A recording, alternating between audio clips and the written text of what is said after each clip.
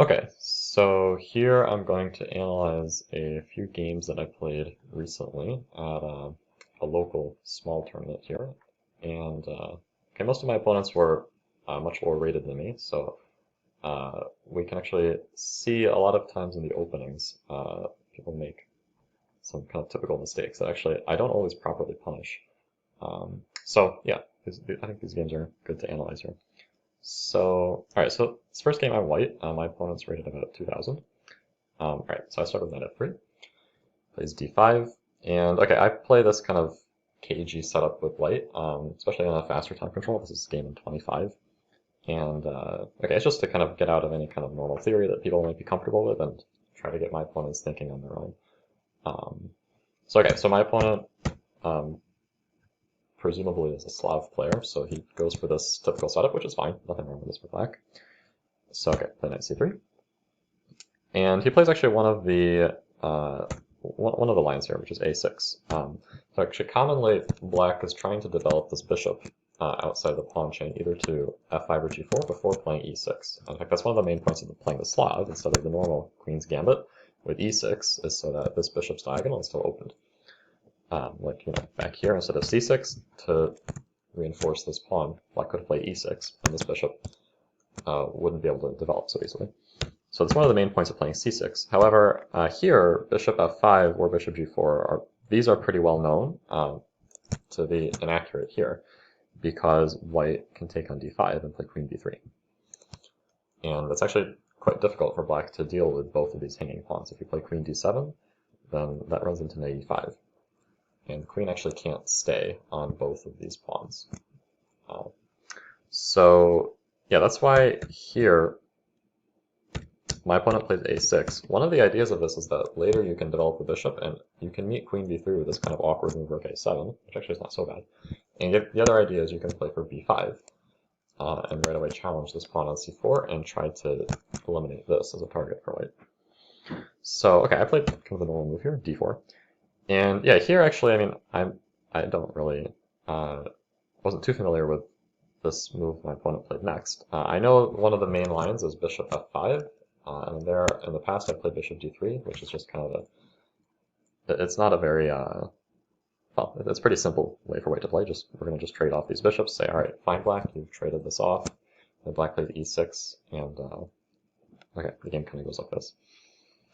Um, but okay, instead my opponent played bishop d4. This actually is a little bit inaccurate, and I didn't punish it properly, but the reason is that now this bishop is going to have to end up trading itself off for this knight, so white will end up with the two bishops. Whereas if black had played bishop f5, after bishop d3, we could at least trade off the bishop for another bishop. But yeah, bishop g4. I played the next move correctly, h3, just putting the question with the bishop, so this was just kind of an intuitive decision. But after bishop h5, here I just kind of calmly developed with bishop d3 and just continued playing anyway. I was going to castle and then later play for e4. And this is fine for white. But actually the most critical way to punish this is with g4. And it actually turns out that this bishop comes under some very serious pressure. So after bishop g6, the point is white plays knight e5. And I thought about doing this during the game. I know that this is typically the way you try to refute this early bishop development to g4. But I just kind of felt like it was unnecessary to go into these complications. But actually here it's not very complicated. So white has a very serious threat to play h4, which actually will be trapping this bishop after h5. And, like if you play some random move, say rook a7, I play h4, if you have to move this pawn to stop my threat, either to h6 or h5, then this is just terrible for black. You have to recapture with this f pawn, and this is going to be a huge weakness for the rest of the game. So okay, but it actually turns out it's not so easy for black to deal with this. If you try challenging this knight, so you can try this, now white actually has a pretty concrete way to win a pawn. You can take on g6, and now you can play queen b3. And you're actually just double attacking these two. Or actually, first you play g5, yeah. Play g5 to take the knight, and then you play queen b3. Yeah, this is even stronger, and you just are right away actually winning material. It actually, there's a little trick here. If you take on d5 first, then black can actually save himself with e6, and then take on g5. But yeah, queen b3 went away, and then black is actually losing material. So, yeah, so anyway, Yeah, there is like one other way that black can try to save himself, and that is with taking on c4. And this actually opens up the d5 square for the bishop. But this also is going to kind of, black has to sacrifice a lot in this position. After bishop takes c4, white's actually threatening now to take on g6 and play queen b3, this double attack. But after b5, now, in addition, white was also having this idea of h4, and the bishop might get chased away from the defense of the f7 pawn. Okay, and after b5, for example, now I actually really like this bishop. Retreat to f1. Which actually, this is a similar idea that I think I've seen in other lines of the Slav, where black plays bishop g4, you do this, and you play g4, and you're going to trade off this bishop, and this bishop sometimes retreats to f1 and comes back to g2 to take advantage of this diagonal. And yeah, next black is, or white's going to take this, play bishop g2, and white is much better. So that would be the proper way to punish this. Okay. What I did bishop d3, okay, I mean, white is still a little bit better, but it's nothing, black has actually kind of gotten away with this. And that's actually why here, yeah, after h3, black has to take this. Queen takes f3, and this is not the end of the world for black. I mean, I've played these structures with black, especially against lower-rated players and in faster time controls myself, where you just trade off the light square bishop and you put all the pawns on light squares. But okay, white is the two bishops. White plays bishop d3, later plays e4, and, you know, white is pretty comfortable. Okay, so after bishop h5, okay, bishop d3. Now the game kind of continues normally. e6 castles bishop d6, rook e1. So okay, I'm playing for e4. And yeah, for some reason I had a funny feeling that I knew what my opponent would play next here, and I actually did predict it correctly. He played e5, which is not a good move. And well, I mean, maybe it looks appealing because we have this pin here, and if you take the bishop, and you're threatening to play e4. But this just opens up the center too early, and it tactically doesn't work out. So, okay, I take on d5. Now, you can't play e4, because I can just take it. If you take this, I take this with check. That's actually the nice thing about having this rook. And then I can take here. Or maybe bishop g5 would be even stronger there. Okay, either way, I'm actually off the pawn. So knight takes e5. Yeah, but now I can take and take here. And the problem is, you can't take. In the game, he plays this, so actually loses a piece. But yeah, even if you try this now, white is much better after bishop d2. This is just what I was going to play. And okay, I can centralize the rooks, and I have two bishops. You can't actually castle because I'm going to lose material. I can play bishop takes like h7 check. Or this is also probably pretty strong. It's not going to be leading to mate because you can go here. Although this actually is looking quite dangerous now that I look at it here. Okay, check, and then actually maybe it's even better to play bishop b4, forcing this, and then you just start picking up a lot of material. Yeah, okay, so white's completely winning in all of these variations. Yeah, so you wouldn't be able to castle, you'd have to play like knight c6. And then I can play, centralize the rooks, okay, put the rook on d1. And white has the bishop pair, this isolated pawn to play against, so yeah, white is pretty happy there. Okay, after this, now I play g4, of course, and black is just losing a piece, so I'm attacking the bishop, attacking this bishop, breaking the pin, not really anything you can do. So he kind of decided to go crazy here, takes and bishop c7, so maybe hoping for some kind of battery here, but there's no threats, my knight is here. And you know, in these kind of situations, you don't want to just kind of automatically develop the pieces and kind of just say, oh, you know, I'm up a piece, I can do whatever I want. Kind of my experience has shown that you want to really put the lights out very quickly in these kind of situations to just not allow any shred of counterplay. So that's why I played e4 right away, which is a very strong move. So now I'm threatening to open up the center. I'm going to start an attack against black's king. Probably black should just castle here. In the game, he played h5, so okay, you can see what he's trying to do. He's trying to open up the h file, maybe get this rook out. But yeah, this doesn't work. I take, play g5, shut this rook down. Queen takes d5. Okay, now at this point, anything is really going to be winning for white. These two pieces alone are not going to be able to checkmate me. I play bishop e4, happy with the queen trade, so I play queen e6. I play knight d4. The engine actually wants to play queen g4 check because it sees that the black king is more weak and it wants to trade queens so it doesn't get checkmated. But okay, he doesn't want to trade queens. He's down a piece. Bishop plays queen h3. But yeah, there's not really any threats. I play bishop g2, and the king is going to be very safe on f1. So okay, check here, knight d7, and now black has no more threats. Now it's time for me to start my attack, and yeah, after knight d6 check, queen takes d7. This is going to be close to over. So yeah, once again, the engine wants to play queen d6 because it knows it's going to get mated, so it wants to try to trade queens. But okay, the game played rook d8, queen takes d6, and yeah, there's a million different ways to checkmate. I'll play bishop d5 check. If he takes, then this is mate, and rook d8. Well, actually, I missed mate in 1 here. g6 is mate in 1. Okay, in the game he played this, but now I check and queen 7 is mate. So okay, yeah. So this early opening kind of inaccuracy, bishop g4. I think it's good to analyze games like this because we can see, you know, how can I actually properly punish this? You know, I mean, I might be able to win just by playing kind of normal moves, and my opponent didn't lose because of this inaccuracy. He lost because he later went a little bit crazy here with his e5 move. But okay, I mean, in the future, yeah, it's probably good to know that the way to properly punish this here is, yeah, you can really go for this, and this all concretely actually works out for white. Okay, so let's look at the next game. All right, the next game, I am playing black.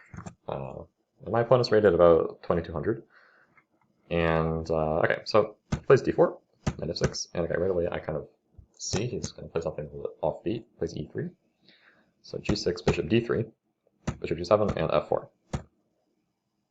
So I mean, this is a dubious opening strategy for white. You're just kind of making a lot of weaknesses, and you're leaving the e4 square behind. It's also not really good for this bishop to be blocking it in by all these pawns. But the idea is white is going to try and launch some kind of kingside attack. Maybe use the e5 square, and in the future, actually, this f5 advance sometimes comes into play to open up the f-file, and then we'll kind of see in the game that this is what white was trying to do.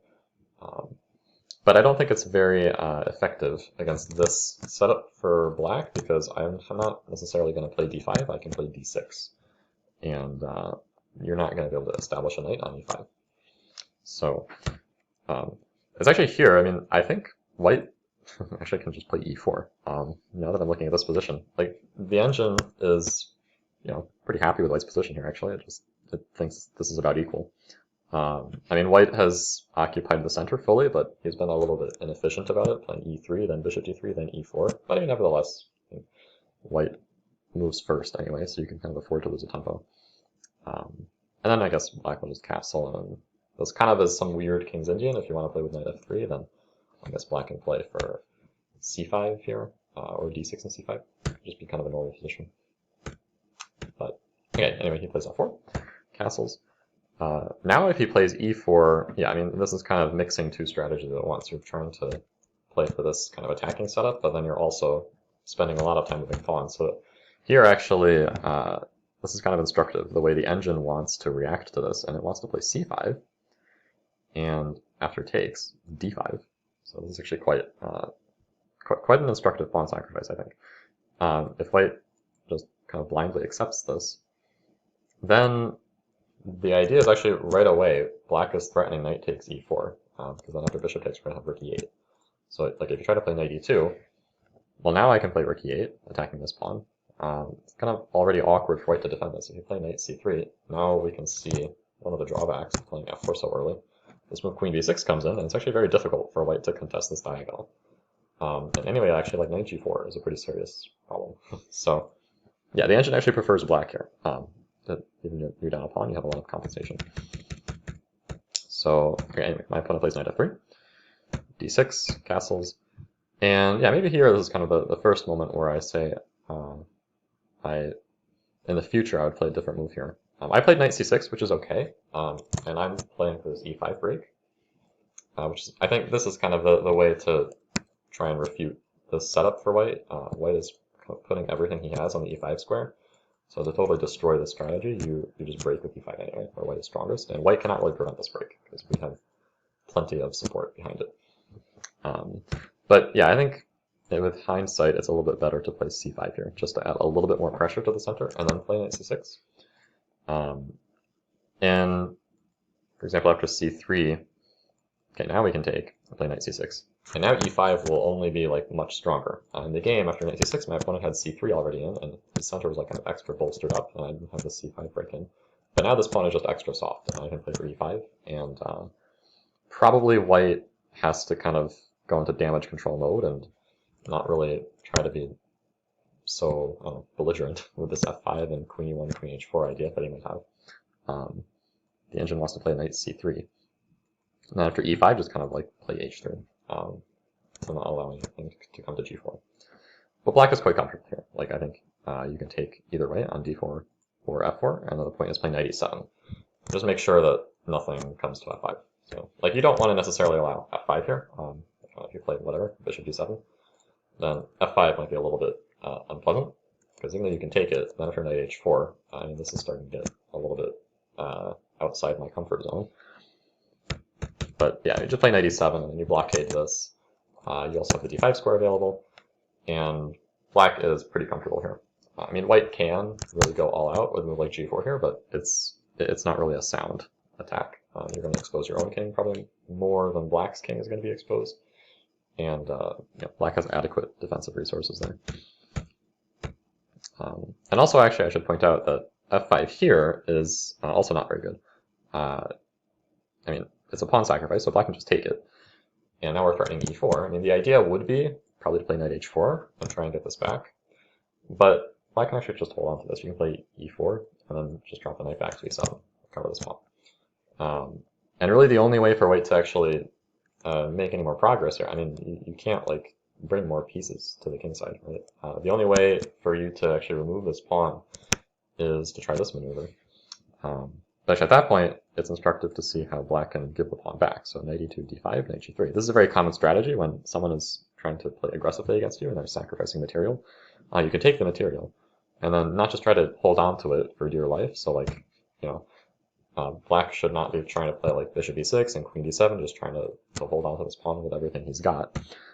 Instead, you can give the pawn back, oftentimes with good effect. And here, yeah, the move f4 is actually pretty good. Take with a rook, when we play knight g6.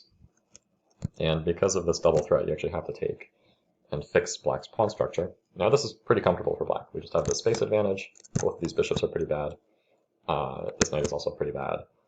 Really, like, none of white's pieces are going to be attacking me, so black is much better here. I can start to get the rest of my pieces out, and I'm going to probably win control of the c-file. So yeah, this will be pretty easy to play for black. I mean, if you take with a pawn, that's also not very desirable. You're going to weaken d4, make this a protected fast pawn. Really, the only dangerous idea would be maybe knight h5, so that this queen can come in. But actually, black is a pretty powerful defensive resource with bishop g4, just to totally eliminate that. And okay, then we can kind of do whatever we want. Maybe play knight e8 to put pressure on this. This knight is actually close to trapped, so you can try to play like knight e8 and bishop f6. Yeah, I mean, anyway, white doesn't really have an attack here. So yeah, so I think this way of playing with c5 and then knight c6 and e5 is like as close as you can get to refuting this system for white. Here, like, white has to just kind of acquiesce to a slightly worse position. So instead I played knight c6, which is it's okay. After c3, e5, I mean, it's not like white is rolling me off the board, but I don't have quite as much pressure on the center, which means I have to be a little bit careful. So he plays e4, which is a good move. And now, surprisingly, black actually has to be pretty accurate here, not to be worse. Because now white can be thinking about perhaps taking this and playing f5, and that's going to throttle my bishop. Or possibly even taking this way, playing d5 to open up the f-file for this rook. So, you know, I have to be careful here. And okay, I ended up taking on d4, which, yeah, this is the right move here. And you can kind of think about this intuitively, because we don't want to allow us to be stuck with a pawn on e5, and then white will push by, leaving this bishop stuck on g7, so we take. Now, at least our bishop's diagonal will always be more open. Even if white plays e5, at least, like, we won't have one of our own pawns blocking the bishop. Yeah, but now here, I did not kind of properly solve my problems here. I ended up playing d5, because I just didn't really see what else to do, and I didn't want to think for too long. I mean, this is a game in 25, so if I had, like, if this was a game in 90, I probably would have thought for maybe 15, 20 minutes here, but to really make sure I found the most accurate way to hopefully equalize or more for black. But yeah, here I didn't really have the time to think that deeply, so I just played d5 kind of on intuition. On e5, I'll play knight e4. I wasn't really totally happy with this, but yeah, I didn't really see what better thing I could do. But yeah, actually, bishop g4 is a pretty strong move here for black. And there's a lot of tactics. So there's a lot of tactical reasons that make this work for black. So that's not really something that I would expect to figure out over the board in a few minutes. But one of the points is you actually have a really hard time defending both of these pawns. Like if you play bishop e3, this is kind of the main tactical resource here for black, which is knight takes e4. Bishop takes e4, and now queen e8. It's actually more precise to play queen e8 than queen e7, and not rook e8, because if white takes this knight, we need to take this with check so that we actually win our piece back. Yeah, after queen e8, now the reason actually this is more precise, and this is kind of shows you the depth of calculation you have to do here, if you were to figure all this out yourself. After queen e8, okay, white can try knight c3, and now black's idea is to play d5. Okay, if you take the bishop, either way I win my piece back. Take the knight, I take this. Actually, a tricky defensive resource white has is queen a4, which opens up the e5 square for this knight. So, like, if you take this, then the knight comes to e5. White's actually not doing that badly here. This knight is really, really strong, and I mean the e4 pawn is also potentially hanging. So black takes this first, and now takes on e4. And at the whole end of this variation, the reason why the queen is on e8 and not on e7 is because black plays knight takes d4 here. And actually now it wins a pawn and white's position falls apart. If you take, then I take the queen first, then I take this.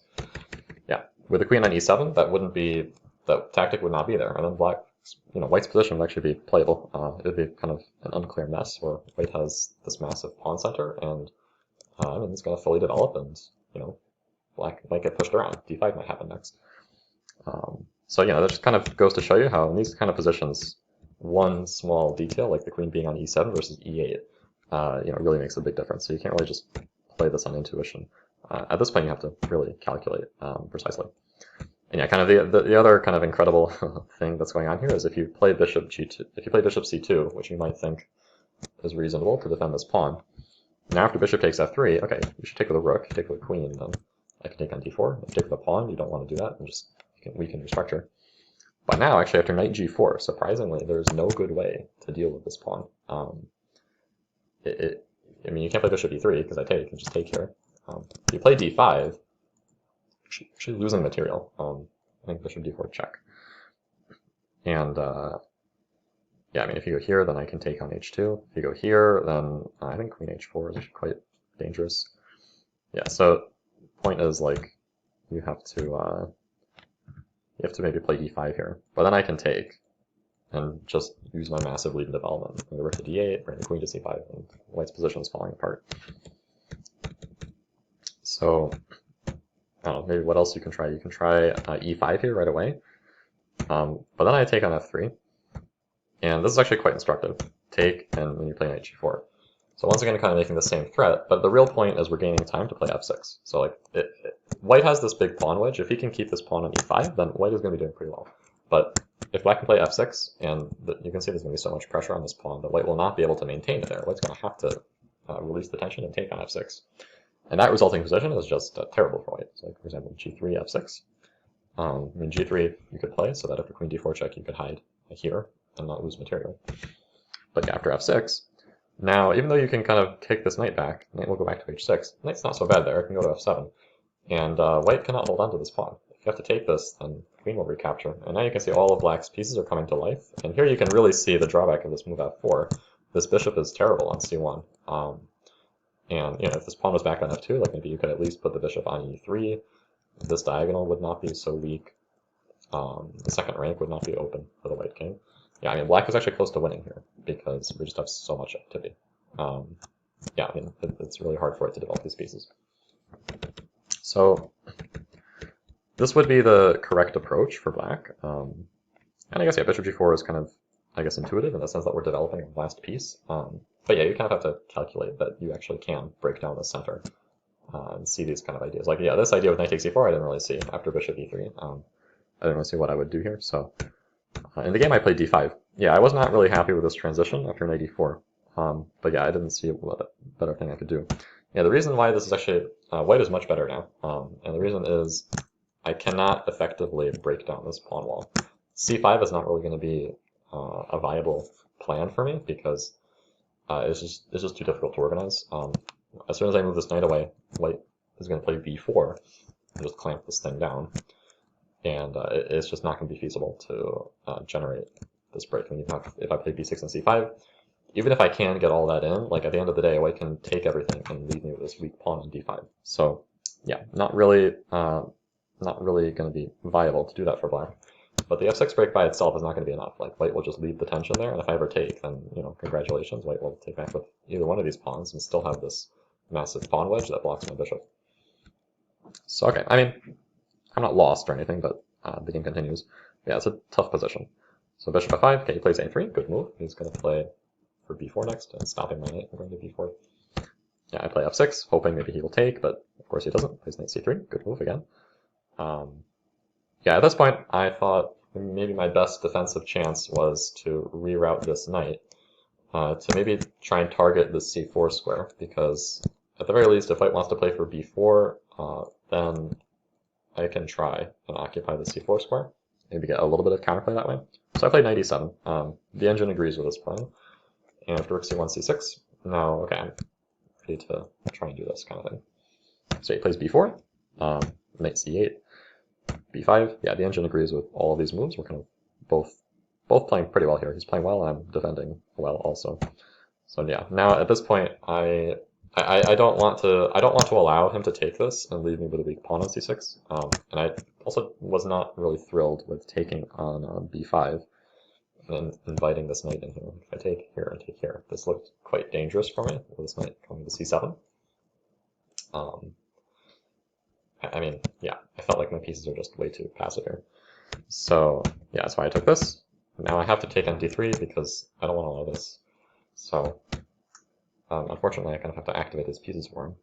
But now at the end of the day, I can take and play knight b6. So I'm not like, I still have some hope. I can play knight c4. Now, it's important to actually realize that if knight c4, white can oftentimes sacrifice the exchange there, and even there have like a totally dominating position, because you remove this and then you can start pushing this pawn forward with d5. So like my threat is not so much to jump into c4 right away, but like I could later. If I can trade queens somehow, then later I can play knight c4, and maybe there I have enough counterplay. So he plays rook f c1. Yeah, also a fantastic move. I can't allow this infiltration, so I play rook c7 or rook f7. Yeah, and now I mean, this is oftentimes the kind of position where you've kind of activated everything, and you're not really sure what you should do to kind of further increase your advantage. So yeah, I guess it's kind of tough to figure out what you should do here for white to kind of increase the pressure. I think his decision to play a4 is pretty good. And yeah, here is like where I thought knight c4 was a little bit too dangerous. I mean, instead of a4, he also, I guess, could have played knight d2. I thought this was also a reasonable plan. I mean, right now the knight's not doing anything. It's not really needed to defend the c5 pawn. And after knight d2, I thought this might be a little bit unpleasant, with this knight arriving on c5. Yeah, what he did is pretty good too. He played a4. I mean, now you're threatening a5, and this knight has no good square to go to. Yeah, this kind of shows you the danger. If you play knight c4, then yeah, white's going to take this. And if you just take here, queen takes c4, I just evaluated this as winning for white, and the engine agrees, because these two pawns are just going to roll down the board, and I have no way of stopping them. I mean, if I could blockade it and get this rook to d5, maybe I have a chance, but I can't stop d5 next one. My rook is pinned. So it was just hopeless for black. I actually did consider throwing in a6 first. So yeah, this is actually the way the engine wants to play this. It wants to play a6, and after queen b3, then play knight c4. And the reason for playing a6 first is that in this case, we can now play b5. And if I were to take this, and have two pawns for the exchange, then after rook a3, like black gets some counterplay. Now it's not so clear. You know, on a good day, we can maybe sacrifice the exchange back on f3 to weaken white's king.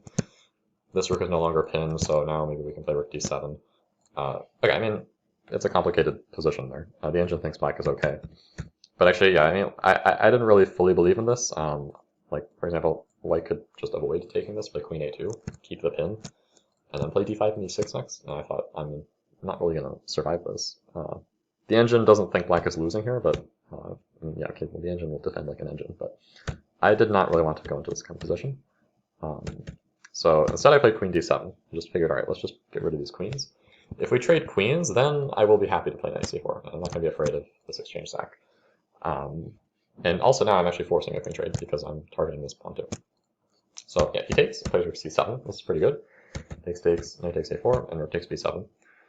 And yeah, up to this point, I mean, we've both been playing pretty well throughout this whole middle game. And now white is still much better.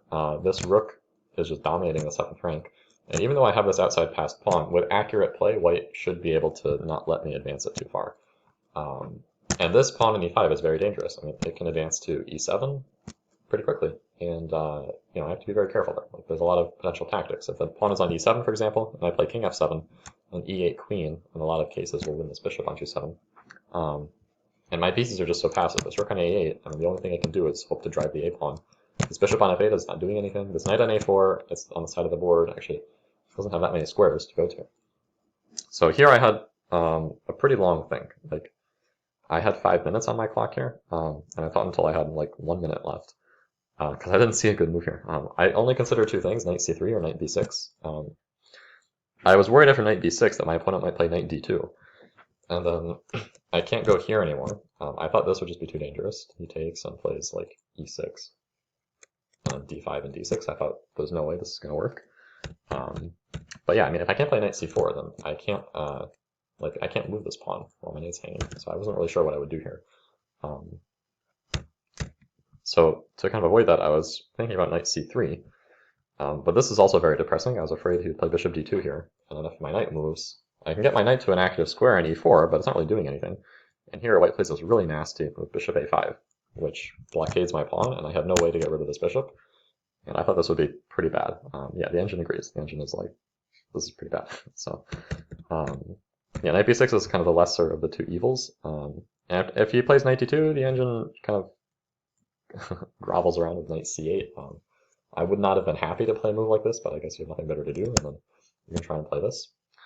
And here there's a really instructive maneuver for white to actually blockade this pawn. You kind of have to choose a square somewhere up here where you can effectively blockade it, and that square is actually a3. You can control a3 pretty quickly with a knight and bishop, and so that's why the best move here for white is actually knight b1. After a5, you play bishop c1. So 2 very strong retreating moves. After a4, you put the bishop on a3. So even if I challenge you with bishop f8, you don't care, because you have a knight that can replace it. And yeah, this would kind of keep white's big advantage. You have the a pawn under control, and now, yeah, white can start his own stuff. He can activate the king, he can advance his own kingside pawns here, and yeah, black is struggling here. Maybe with really good defense, black can hold a draw here, but I would suspect, yeah, also having just a minute on my clock at this point, I would probably not be able to hold this unless some miracle happens. But okay, as it happens here, okay, this is probably the critical turning point of the game. I got very lucky. My opponent plays bishop d2. So he's hoping to get this in here, but yeah, this one mistake lets me right back into the game. So now I play knight c4. Now at this point, black is okay. Like, this is anybody's game. White has this strong pawn, but now my pawn is going to be gone too, so he has to kind of pay attention to that. So bishop c3, okay, here we go, a5. Can't waste any time here, we got to get this guy going. And he plays knight d2. Yeah, I could take and then keep pushing the a pawn, which is good for black. Although with we were approaching a time scramble here. We both did not have a lot of time on our clocks, so I tried to play a tricky move, knight e3. Now, of course, one of the tricks is he can't just activate his king so easily because his bishop is going to drop. It's actually kind of tricky too, because if you try to put the bishop on a1 or on a3, this knight can also hop to c2 and target both of those squares. And also, even if you put the bishop on b2, a lot of times you don't want to play king f2 anyway, because I have knight d1 check, and then I'm going to get rid of this bishop. So yeah, knight a3 is a pretty tricky move, and yeah, it ends up working. Kind of short story. Yeah, bishop e2, a4, bishop a3, knight c2. Now black is winning, because you can't hold on to blockade on this square. Plays knight b1, I take and play bishop f8. Yeah, then take on e5, play a3, and yeah, I mean, he's going to have to lose a piece. So he tries e6 and then e7, but this actually loses pretty easily. I can take, play a2, and next move is rook c1 check on the queen. So yeah, I guess at some point I stopped writing the moves down, but yeah, so I was able to win with an extra rook. Okay, so yeah, we'll look at the let's see, the last game here. Okay, well, this is the third game actually. Oh yeah, so this game I'm playing a 1400 rated player, so I kind of stick to my same opening here. I'm white. Okay, so c4. So here he plays e6. Kind of different approach from c6 that I saw in the first game. Here it's just kind of classical Queen's Gambit decline style. Nothing wrong with this also. And okay, castles, bishop b2, so c6, queen c2. Yeah, it's also possible for black to play with b6 and bishop b7 here. It's kind of a more active approach. Nothing wrong with c6 also. You're just going to probably later want to play b6 and c5. You're going to want to develop this bishop. So okay, queen c2, knight b7. The other way you can try to play this is to try and get the c5 move in, so that's why I stop it. I play d4 to make sure that you don't get to play e5 and potentially open up this bishop. So after d4, now kind of here is where I would say my opponent starts making strange moves. He plays bishop b4, which is not terrible, but it's not a move I would make. I don't want to trade off this bishop, and this knight is not really going to come under serious pressure. Even if you play knight e4, this knight is adequately defended, and I can stop knight e4 anyway with bishop d3, h6 and castle. Okay, and then here you kind of surprised me. He played c5. So we don't really have to do anything special here, because black is just trying to open up the position while I am better developed. So I thought for a little bit, I just ended up playing a3, and then I was going to centralize my rooks. Okay, so he takes on c4, plays bishop a5, rook f d1, queen e7, and I played rook a c1. Yeah, now the critical way to well, I guess you could say punish the way black is playing here is you should play for d5 at some point. So this is kind of the critical move that you always are calculating. That's kind of structure. The reason why this is good is because you're gaining space and you're making sure that this bishop is never really going to find a good diagonal. So like in a perfect world, if black could play b6 and bishop b7 and not let this pawn get to d5, then black has a playable position. This bishop on a5 is actually quite interestingly well placed because it can't ever be trapped. Like I can't play b4 and trap it. But actually, this pressure on this diagonal is a little bit annoying. Like, I don't want to put a rook on e1, which I might otherwise want to, because it's going to get stuck in this pin. I mean, if you ever really need to, you can trade it off. So yeah, but here, d5, the reason I didn't play this is I thought that my pawn would be a little bit too difficult to hold on to, like it was here. And even though I can play e4, I thought that now this bishop gets out, bishop g4. And I just wasn't really sure how to evaluate this. I mean, the engine is pretty happy here with white's position. It'll protect the fast pawn on d5. But okay, I mean, maybe now here I have to make like an awkward move like bishop e2. That might hang the e4 pawn, because black can take here. So I wasn't really too happy with this. But yeah, here actually, the right way for white to play this is not with e4. We can play it a little more energetically with d6. So I guess if I had calculated a little bit more, maybe I would have done this. And after knight d5, this knight comes into c7. We can't take this pawn because we have this kind of typical tactic. Yeah, now with both of our bishops open, this is like a pretty good position for white. Okay, so I mean, what I did was not bad for kc1, just kind of improving my rook. Maybe later I'll play d5. Plays rook d8, play h3. So this is a prophylactic move actually to not allow bishop g4 later. So now I might want to play d5 and not allow bishop g4. So he plays bishop c7, play kind of one more improving move, a4, b6. And now I kind of saw an opportunity. I played knight b5. And yeah, I think I ended up tricking him a little bit here. I think the best move is bishop b8. Here, yeah, I think this is what the engine wants to play. It looks like your rook is getting trapped with bishop e4, but this actually doesn't work, because you can take. During the game, I thought that bishop a6 would be the move here, because if I take, then you play h2 check. Kind of typical discovery there. But actually, no, bishop a6 is not correct, because I play d5. So the engine doesn't even want to allow that. It's actually, black can just play knight f6 here, which I totally missed. If you take, then bishop b7 traps the queen. So, I mean, I wouldn't have gone for that anyway. My plan here was to play d5, so like, yeah, now finally I would play d5. And yeah, at this point, okay, you can't take it because of bishop h7. At this point, I'm ready to play e4. And kind of my whole idea was that this knight can now transfer itself to the c4 square, which is going to be pretty good. So like if you play knight e5, which I think black should play to trade off some pieces, now I'll play e4, and this knight is going to reroute to c4. So yeah, I thought this would be pretty good for white. Yeah, instead he plays knight e8, so this is definitely the losing move, because now, well, yeah, it tactically is actually losing material. We should play bishop e4. So, yeah, after bishop e4, yeah, now actually, like, just one move like that can totally destroy black's position. All these pieces are kind of clumped up together, and there's no way to really hold things together. This knight c6 move is going to be winning material. So, yeah, that's what happened. Bishop e7, and take knight c6, and things got a little bit more brutal. I can take on c5 here, attack the queen. This is kind of what I'm talking about, where you really want to make sure you put the lights out in these kind of positions and just not give your opponent any kind of chance. I mean, you could take on d8, and that's winning. Okay, then the queen will take. It's just not as strong as taking on c5 first. Now, actually, the queen you have to play e5. You can't move the queen anywhere because of an e7 check.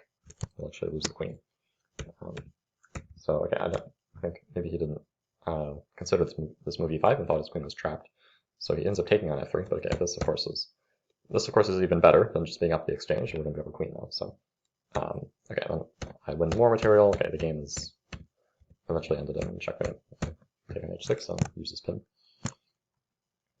Okay, so yeah, I mean, I think this system with knight f3 and e3 works pretty well. I mean, I play it against higher rated players also. I've played it in like other tournaments, but yeah, especially in faster time controls, this is kind of a good opening system that I like. Okay, so all right, last game. Here I'm playing white against another expert, and yeah, here I decided to play something a bit different. I played c4. So I actually thought here maybe I'll try to play it reversed Sicilian. It's like I'm pretending I'm playing the Sicilian. I'm black, except I have an extra tempo. And here my opponent chooses to play essentially a Grand Prix attack with f5. Now this is interesting because normally against the Grand Prix, so for example, if I was playing a Sicilian with black, okay, let's say white was trying to play a closed Sicilian like this. One of the best ways for black to set up his pieces is with g6, bishop g7, and then importantly not to put the knight on f6, but to play e6 and knight to e7. And the reason for this is so that you really control this f5 square. And like later, you are going to play, how this usually goes, g3, I guess. I play bishop g2. You can play knight e7, and then you can play for f5, like whenever you need to. That way you just kind of stop white's attack. However, here I've already put the knight on f3. So I can't get that exact same setup that I'm looking for. Yeah, actually here I wasn't totally sure what like the best setup for white is now, given that we have the knight on f3. So it's kind of good to figure this out from this game.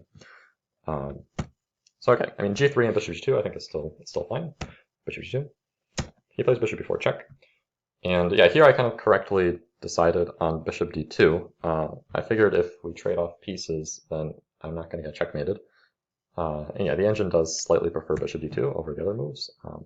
Knight c3, I just didn't want to deal with this kind of weakening of my pawn structure. I thought it wasn't necessary. Okay, so bishop d2 takes. I take with a queen, so it's also a little bit better than taking with a knight. We just want to make sure we have a more active square for our knight on c3.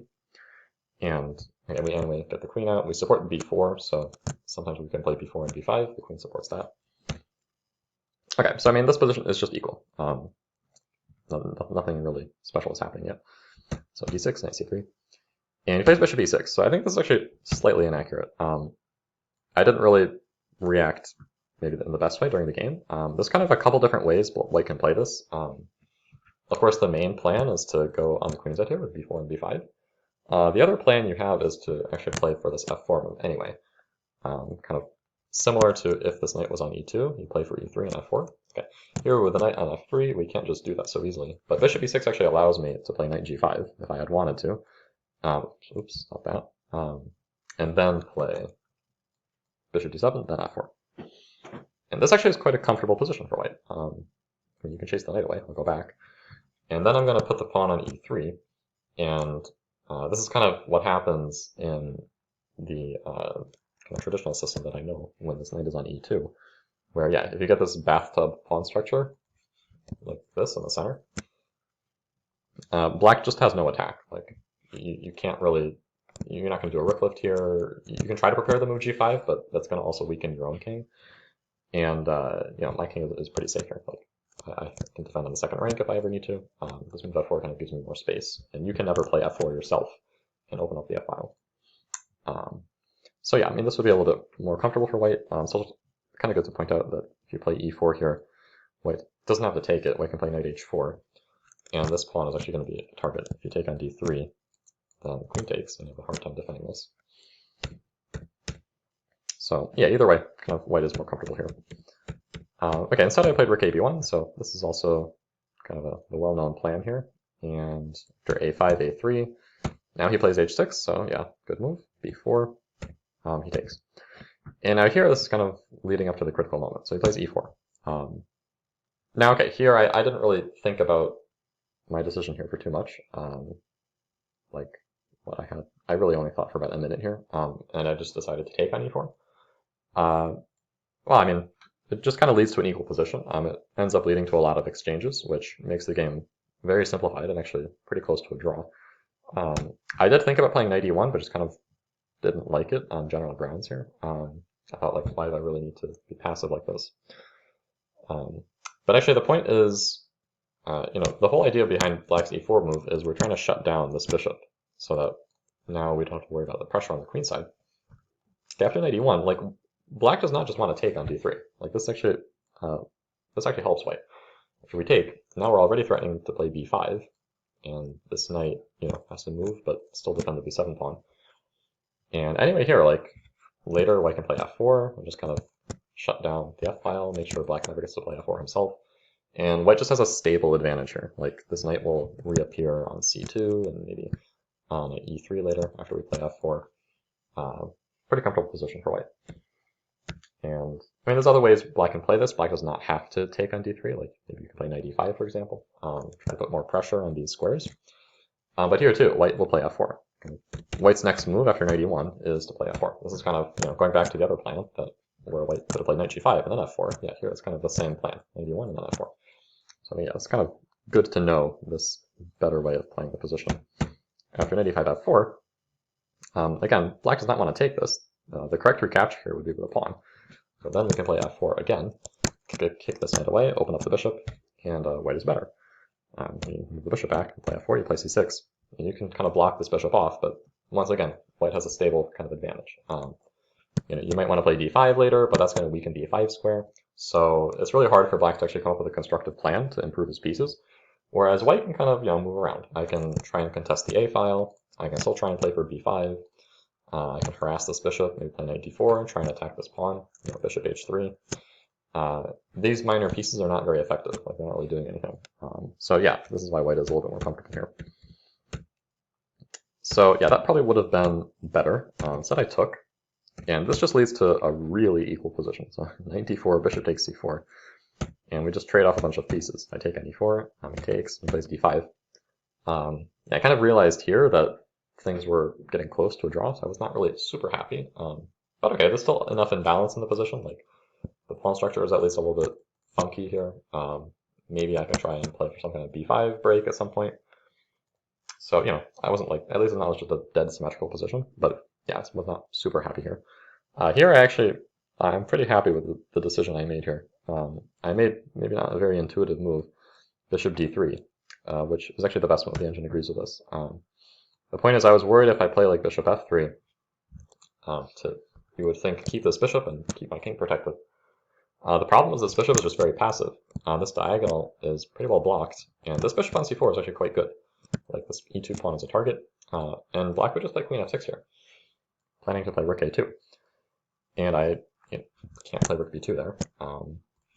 Yeah, I mean, I can't really, I'm kind of stuck. If I move this rook, then I have to worry about the f2 pawn. This bishop is really powerful, attacking e2, and black is definitely the driver's seat here. So bishop d3, I played this kind of realizing that I needed to. Unfortunately, it leads to even more exchanges. So rook a2, and then he takes here, so now we have just a queen and a rook. Again, he plays queen f6. So I'm trading more pieces. He actually offered me a draw here. He offered me a draw here before he made his move, which just kind of pro tip, if you want to offer a draw to anybody, then you should always make your move first, and then right away offer the draw, and then kind of let them think about it. You don't want to make your move, then like 5 minutes after your opponent is thinking, then offer a draw. That's kind of not very good form. But you don't want to offer the draw before you've made a move because, what if you blunder on your next move, right? I mean, if you want to make your move first. If you offer me a draw but you haven't moved yet, I'm going to be like, all right, well, let me see what you play first. So yeah, play Queen f6 offers a draw. I'm not going to take it, obviously. So I played Queen c2 here. Yeah, now this actually is quite instructive. I just kind of rejected this out of hand because I thought, well, if we keep the queens on the board, I mean, I can try and attack this king later. At least my king has more pawn shelter around it, and this is kind of what we've learned from major piece endgames. Even with just a queen and a rook, it's a very dangerous attacking combination. A queen and a rook put together can definitely pose a serious threat to a king that has even a slight weakness in the pawn shelter. Like here, the second rank is not is opened up because black has lost the f pawn there. So I can hope one day to attack this king. But actually, this endgame is quite unpleasant for black. I did not properly appreciate this. And here I kind of had only really thought about playing rook c1 and then playing for this b5 move, which it's really not. It's nothing special. Like king f7, b5.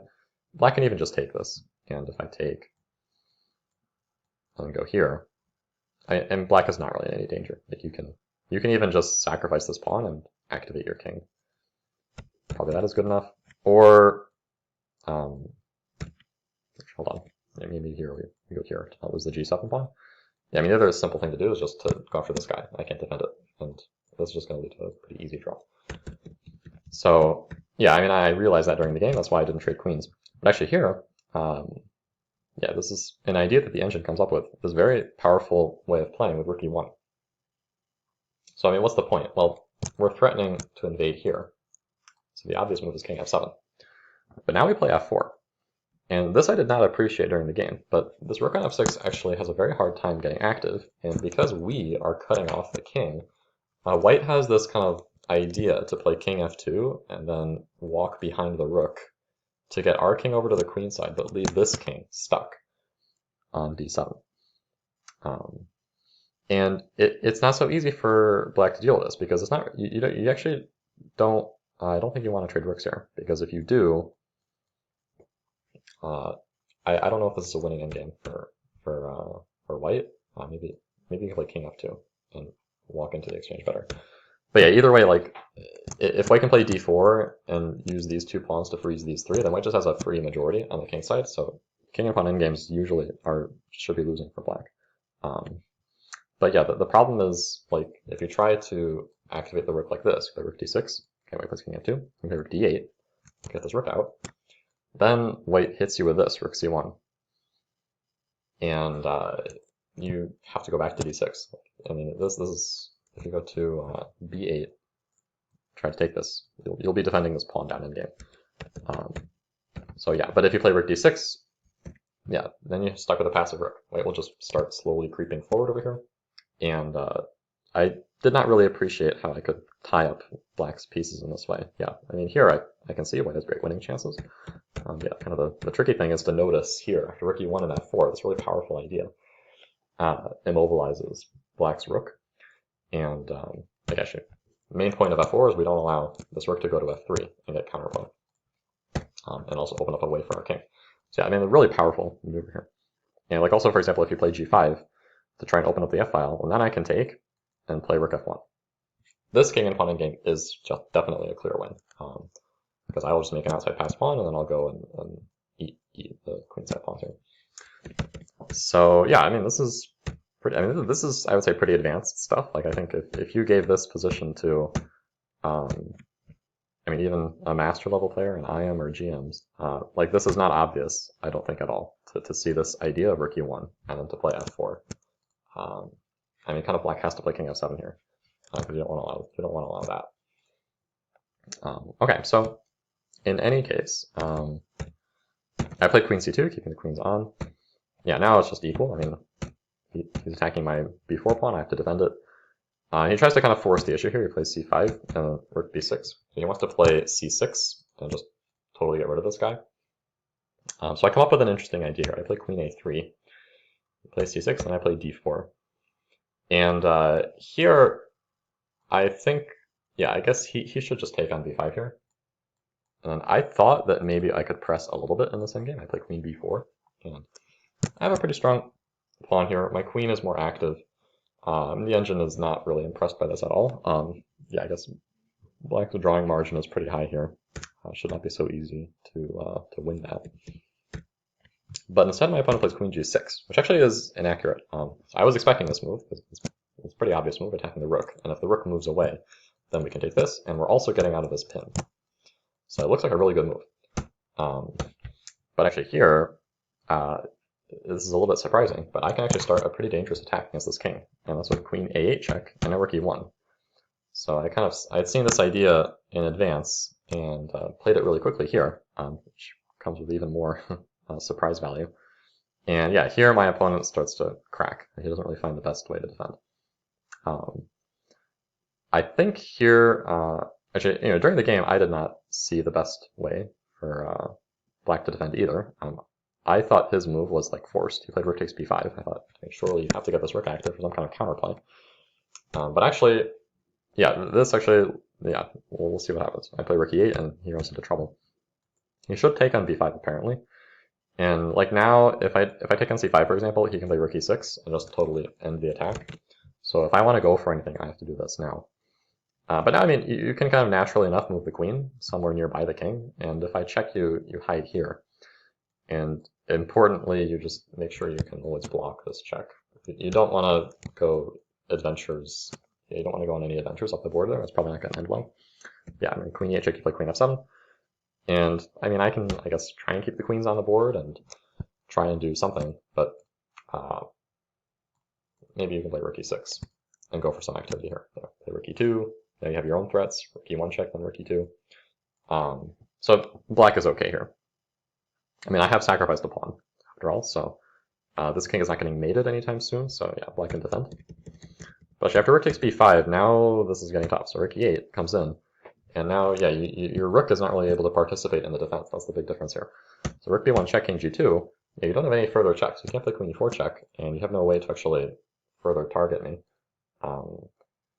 He plays queen f5 here, and I didn't really notice a big difference between either of these moves, queen f7 or queen f5. Either way, I was going to do this, and then take on c6. And then on queen f6, I was just going to take and take on c5 and try to win this endgame. I have an extra pawn. Okay, I have maybe reasonable winning chances. This king is a little bit active, so I think I probably overestimated my advantage here. Probably black should be able to draw this pretty easily with this active king. It is actually much stronger, by the way, to play queen e8 check and just keep the queens on the board. And then if queen f7, you play like queen e2, for example.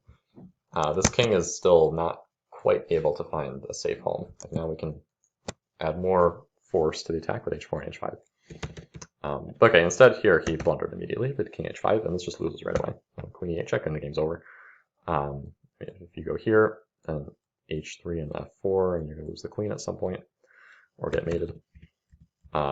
G6 is bad because rook takes h6, or even queen e2 check.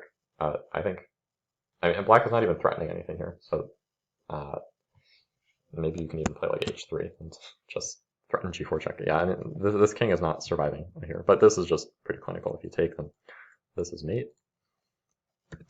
And if you don't take, then you're going to lose the queen or get mated, or there's a million ways to win here. One is this that I saw here and here. Black has to lose material. So yeah, you can't really survive. So he played queen g6, but then g4 and h4. Here he resigned. So yeah, so this actually was a bit of a tense game. We were in the drawing zone for a while there. And yeah, I can say we learned something about this opening system. So you can play this way with knight f3 and bishop g2 against this Grand Prix setup. But you want to look for an opportunity to play knight g5 and f4. So if black helps you out and plays bishop e6, allowing knight g5 and f4, then yeah, you should definitely take that opportunity. So yeah, here like black might want to play h6 first. But even if you don't go for that, this plan is still pretty solid. Go for this. And black probably should try to, I don't know, bring some pieces over here. Maybe consider like g5, play this way for an attack on the king. E4, this kind of advance can be well met with knight e1. And we anyway now are ready to play f4, and this knight can circle back to c2. Black never really wants to release the tension here, because that will just open up this bishop once again. And yeah, I mean, white is pretty comfortable here. So, okay, yeah, I think definitely got a lot out of that analysis, and we will stop there.